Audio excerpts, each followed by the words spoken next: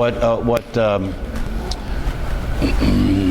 Frank's talking about is there's a book that I published that's been out a couple of weeks now, and I have highly recommended to the students that come to these classes to get a hold of the book, because I've been teaching here for a couple of years now, and the book basically has everything in one place, everything that I've talked about in the teachings, and they're really not my teachings.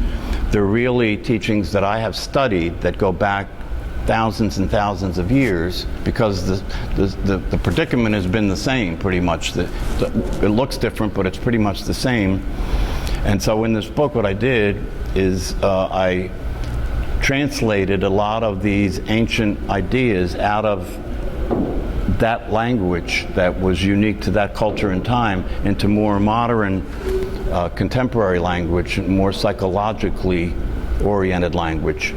So Frank has the book, and I said to him, we were talking at one point, and he said, well, you know, there are some parts of the book that I have to go back and reread. And I said, well, when you run into something like that in the book, make a note of it. Maybe it's something that we can talk about, and that'll help to make it understandable. So that's what he's talking about. I hope I don't confuse anybody here, but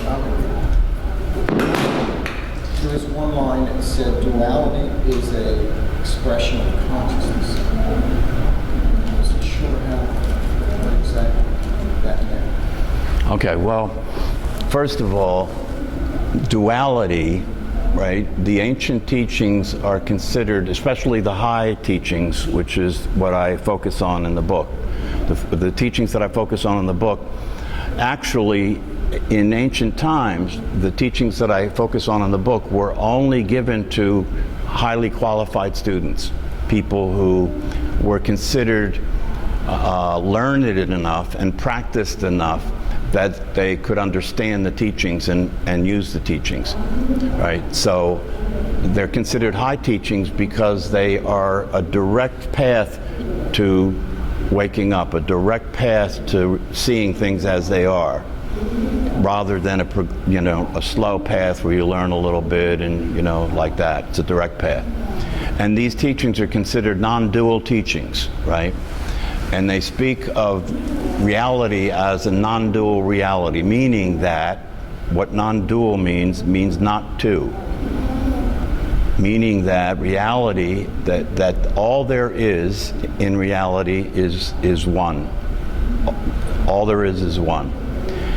And so that becomes an important idea, because the common human experience is there's me against the world, right? There's me and then there's the world, right? There's the objective world and the subject that I am. And that's the common human experience. So the teachings say that that's a mistake, that is an illusion, that's not actually the case, that there isn't a separate you and then there's the world. And what the teachings say, and when I say this, don't expect yourself to necessarily understand it, because it's one of those things that it takes some contemplation, it takes some practice for it to reveal itself to you. But what they mean by non-duality is that all there is consciousness. That's all there is consciousness. Everything else is an illusion. Now, if you consider what the implication of that is, the biggest implication of that, which is what the book is really focused on, is that if all there is consciousness, it means that everything else that you think there is, that you think is separate, is not true.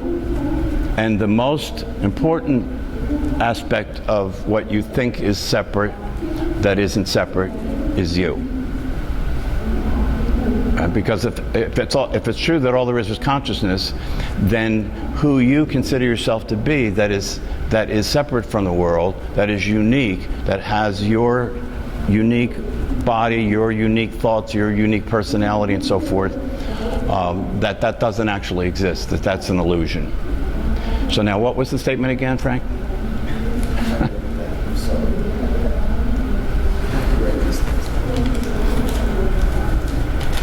The statement was simply, duality is an expression of consciousness. Yeah.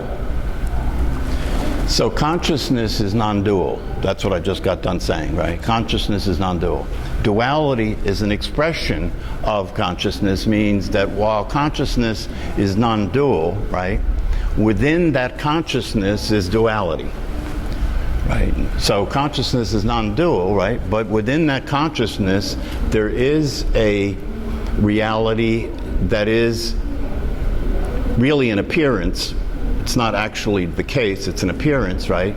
But there is a duality, and it's an expression of consciousness. So consciousness is non-dual, but it expresses itself as duality. It expresses itself as diversity.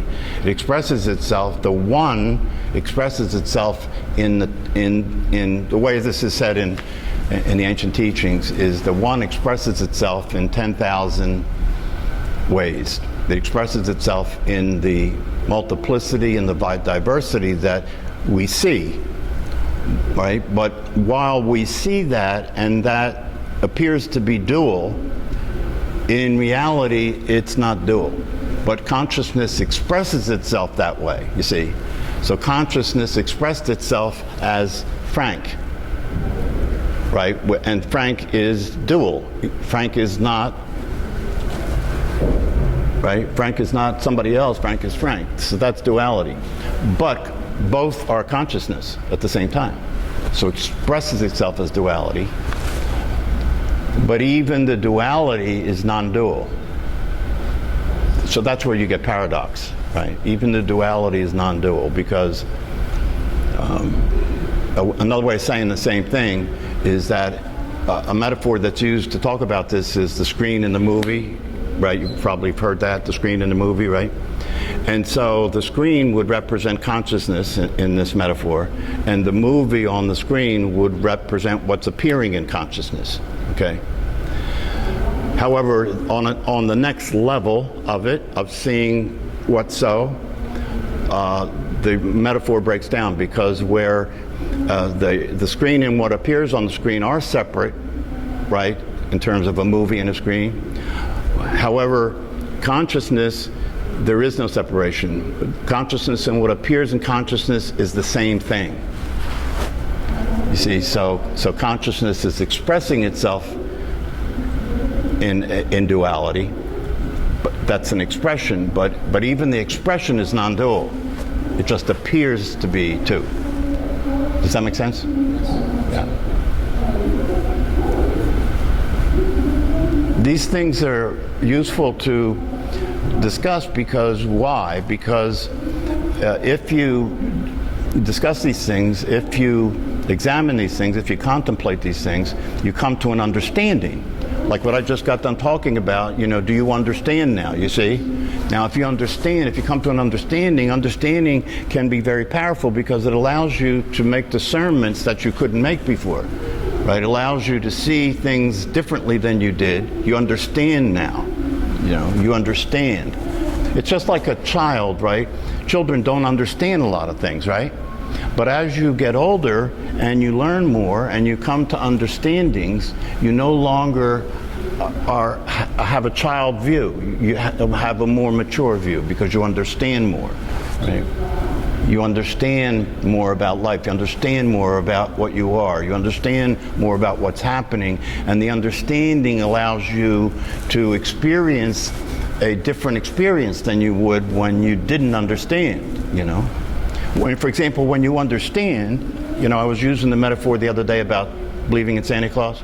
Yes. When you understand that you are not what you thought you were, right, which is what the book is all about. When you understand when you are not a physical body, when you understand that, and when you understand you're not a psychological construct, you're not a personality, you're not a person, when you understand that, I mean really understand that, then the way everything is occurring changes, doesn't it? Yeah, it changes, because now instead of you're perceiving the world through thought, right? Before you understand that, you think you're thinking thoughts, and those thoughts you're thinking are an accurate representation of what's happening, right? Before you understand that you're not the thinker and you're not thinking the thoughts. When you understand you're not the thinker and you're not thinking the thoughts, now everything's different, Now you see the one who you thought you were. Now that's in front of you. You're not being that. Now that's in front of you. Now you're seeing the one who you thought you were, and you're seeing that one think it thinks, and you're seeing that one think its thoughts are useful. You're seeing that one relate to thought as if thought is reality. And you're seeing how that one suffers from that, right? But you can't see that if you don't understand you're not that one, you see? And that's why the example with Santa Claus is good, because you can see the stickiness of the situation by using that example. Because, you know, when you were a kid and you discovered Santa Claus wasn't real, right? That was it. Yeah, that was it. You didn't have to meditate on Santa Claus not being real for years for you to really be clear that that was true. So you could stop wishing for presents, and you could stop behaving good because you were afraid you weren't going to get presents on Christmas. You didn't have to meditate for years so you could undo that belief, right?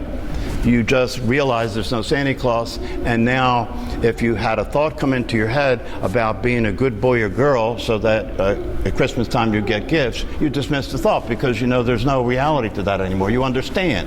And now when you see the guy in the red suit at Christmas, you understand right away that that's not Santa Claus, right?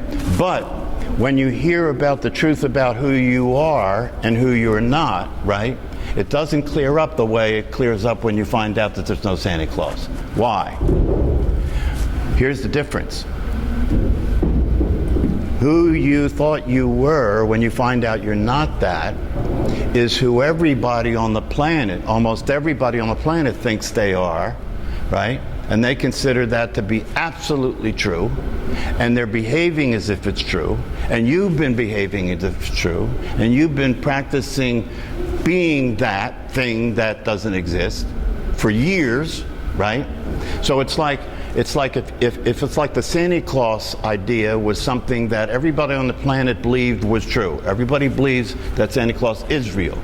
And everybody believed on the planet that you better be good boys and girls if you want to get gifts. And everybody on the planet believed that the guy in the red suit was really Santa Claus. And now you find out that's not true. You see the difference? It's not going to be so easy, right, to get out of that belief. It's not going to be so easy to get out of that belief. In fact, if that was the case about Santa Claus, and you started to go around saying to people, you know, I don't know why you're still believing in Santa Claus. There's no Santa Claus. Wake up. They'd say, you're wrong. Something's wrong with you. In the same way, if you were to go to people now and say, I don't know why you think that you're your body. I don't know why you think that you're a personality. That's not real. Wake up and see the truth. They'd look at you and say, you better get some help fast. You know, that the trick that will trick you the most, right, is the trick in which you as a personality, you as a person, want to not be a person. Because you get the concept, you get the idea that it's not real, right? And you get the idea that if you could live with the clarity that it's not real and be free from the idea that it's true, right? That your life would be better, would be much different, right? You get the idea of that, right? But without your noticing it, the you that you think you are wants to be that. That's the problem, that when you get the message, when you hear the truth, right? You're hearing it as a person. There's no other way for it to happen. You're established as a person. You're hearing it as a person. So now the person who hears it wants to be free from being what they are that just heard that. And so they will automatically, without realizing it, try and become what they already are. And when you try and become what you already are, you're moving away from the truth. If I say to you, sit down, right? And you say, okay, I'm going to try and sit down. I'm going to try and sit down. When you're trying to sit down, you are working against the already existing truth. So to be what you already are, this is the difficulty of it. To be what you already are requires what? Nothing, right? But who you think you are doesn't know how to do nothing. Doesn't know how to do nothing. How do I do that? Right? Because Human beings are human doings. Human beings use thinking, right? Human beings use thinking to exist. And so when you try and think to be what you are, it won't work. So why does God give us this gift of life to play this losing game? Well, but it's not a losing game. How is it a losing game? Because everybody just suffers.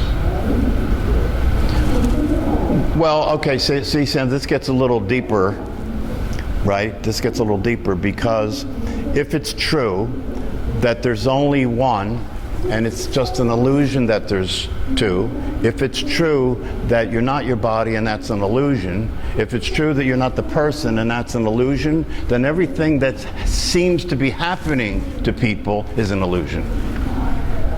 So it's not really happening. That's the cosmic joke. All the suffering and all the drama is not really happening because the one that it's happening to doesn't really exist. So that's the cosmic joke. When you wake up, nothing's changed because you never were anything but that all along. And the one that you thought you were that was suffering didn't ever really exist. It was an illusion. So it's not tragic. It's not tragic at all. It's not tragic at all. It's an innocent game. You know, the game God's playing is an innocent game. But a game isn't a game unless you can lose.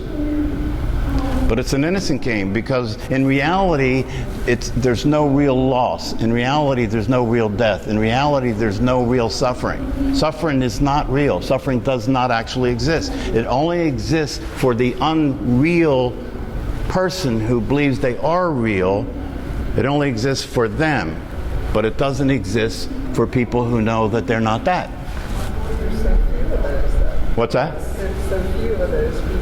No. See, there's the illusion. There's not so few of those people. It's true for everybody, isn't it? That are aware that they're... Yeah, but so what? That's, you know... When you wake up from the dream, right, because the appearance that appears to be real is not real, therefore it's a dream, right? When you wake up from a dream in the morning, right, how long does it take you to get over what happened in the dream? Why? It doesn't take long. Why? Because you wake up and you say, I'm glad I woke up. That wasn't really happening. That's the same thing when you wake up from this dream. You wake up and you say, this is so refreshing to find out that all that wasn't really happening. So meditation is like a tool Yes. to help you wake up. Yes. Yeah. And realize you're not your body, you're not your mind, you're an observer, right? Yeah, to realize that to realize that you're not your body and you're not your mind. You are an observer. You could say you're an observer. That is a way of describing it, right? But if you stay on course with that, the final place that you arrive at is that you are awareness itself. That you are the one. The non-dual one is you. And that's all there is. And everything that's happening that appears to be happening in reality is just an appearance. And it can't hurt you. It's like the Course in Miracles says, right? What is real cannot be harmed, right? You are real. And what you are that is real is awareness itself, and that cannot be harmed. How can you harm it? Consider it. How can you harm it? It doesn't exist in time, it never changes, doesn't get old, has no form or shape, allows everything that happens in it to happen without any problem at all, no resistance at all, no struggle. How can that be harmed? So what is real cannot be harmed, and what is unreal doesn't exist. That's it. Well, that's it. You know, I keep just thinking like the past and the future are not real. So if you could just stay present, you wouldn't have all this anxiety because most of your anxiety is worried about what's happening in the future or what happened in the past. Yeah. But see, now watch the trick that the mind's playing here, right? If you could just stay present, because a lot of contemporary teachers talk about be here now, right? The power of now, right? And everybody, so a lot of people say, oh, if I could just be present, if I could just stay in the present moment, it'd solve everything, right? Because there's no suffering there, nothing changes there, right? It's the eternal now, right? Well, here's the deal. That's a mental trick, because have you ever been anywhere but in the present?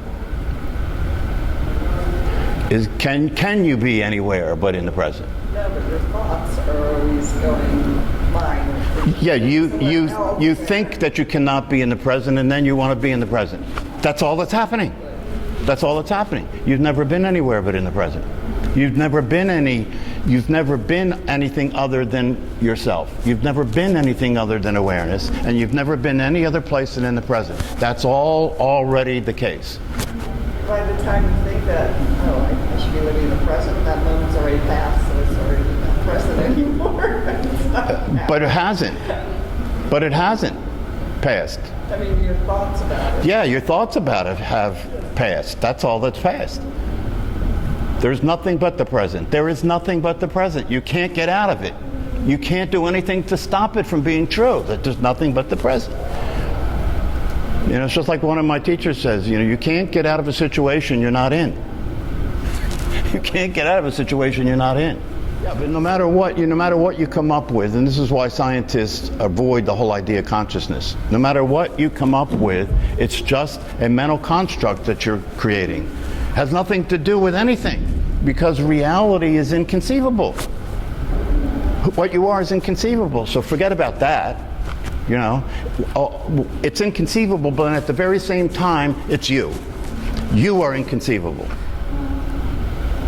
So if you are awareness, if you achieve that level, then the death of a loved one shouldn't affect you? The death of a loved one will affect you in terms of the relative your existence as a person that you are participating in. The effect of it, however, will be nothing like it would be if you thought that that all was true and real, right? So in other words, a friend of mine just died recently. I just heard yesterday, right? I have thoughts of missing him. I have thoughts of sadness, right? But I also realize that this is all just part of the relative reality. So it doesn't bother me that much. That's just what came up in my brain and in my mind, because there's still conditioning about the idea that death is real, but I know better. You see, the understanding overrides the whole thing. So he didn't really go anywhere because he was never really here. That's actually true. It doesn't matter whether you get that in the most concrete way. You can still know it's true. You can still know see, the thing is this, even if you really get it, if you're really conceptually clear that death is not real, right? That you follow the logic of it, you examine it, you know, obviously if what you are is not physical, then obviously death can't be real, right? It's just that simple. But even if you know that, you will still be caught up in relating to death like it's a reality, as far as the fear of dying and all that other, and the loss of people that die around you, right? That's just the machinery running, that's all. That's just the conditioned mind playing. But you can see that that's the case. Like I said before, you're not that now, you're behind that, seeing that. You can see that that's the case, so you don't really go along with it. You know, the feelings come up, okay, there they are. You know, the idea of missing this person comes up. But it's not something that's going to be a weight on me. It's not something that I'm going to be grieving for any period of time or any of that stuff. It's because I know that ultimately it's not real. And in the same way, even though you may still have thoughts that are neurotic, and you may still have feelings come up of anger, right, or whatever the case may be, once you're awake and you see things as they are, even when those things come up, you don't take it seriously anymore. And you don't expect it not to come up, because you know that the brain has been programmed that way, you know the mind works that way, but you don't take it seriously anymore. So it just doesn't matter if it comes up. And because it doesn't matter if it comes up, and you don't let it draw you in, you don't identify with it, right? You don't consider it to be true, it will diminish over time until it doesn't come up at all. because you're not feeding it with your attention. But what if you don't find comfort in that scenario? Like, that's the way you would respond to the death of a loved one? If you don't find comfort in that scenario, it means that you're still more rooted in the illusion than you are the truth. That's all. That's why you don't find comfort in it, right? Because there's still the you that you consider yourself to be is still in that world more than not. You know, that's why they say when you're awake and you know yourself, you know who you are, you're in the world, but you're not of the world. You're still in the world, you know, you're still interacting with, playing the games that everybody plays, you're still doing the stuff that people do in life, right? But you're no longer identified with that like that's the absolute reality. And therefore, what happens there no longer has the same effect on you. You know, when you're playing Monopoly, and you lose your hotel, you don't like go see a therapist and say, I need some help, I lost my hotel, I was playing Monopoly. You understand? It has a whole different way of appearing to you. And that's exactly how it is when you're awake, you know. If you lose, see, when you're awake, you don't expect it to be different. When you're awake, you know that what comes goes. You know that your body came and it will go, right? It's a time body. You know that everybody else's body came and it will go. So when that happens, it's not a shock. It's not like you didn't expect it to happen. A lot of people might perceive you as insensitive, though, when they're really not. Of course, that's right. That's right. Yeah. They would perceive it as You insensitive. said it to somebody, some woman saw him and said, so he died, so get over it. It seems insensitive, but It's realistic. if you're awake, Yeah, it's realistic. It's really, what's really insensitive is to be sensitive about something that's not true.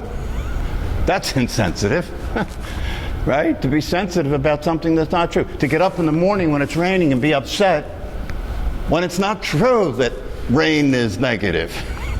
That's insensitive. People who lose people who are not awake, that would certainly come across as very insensitive. That's right. They have no That's right. That's why I say if you wake up and you're seeing things as they are, keep it to yourself. Keep it to yourself because people will not like hearing from you. But that's okay. All right. I think that's enough for one.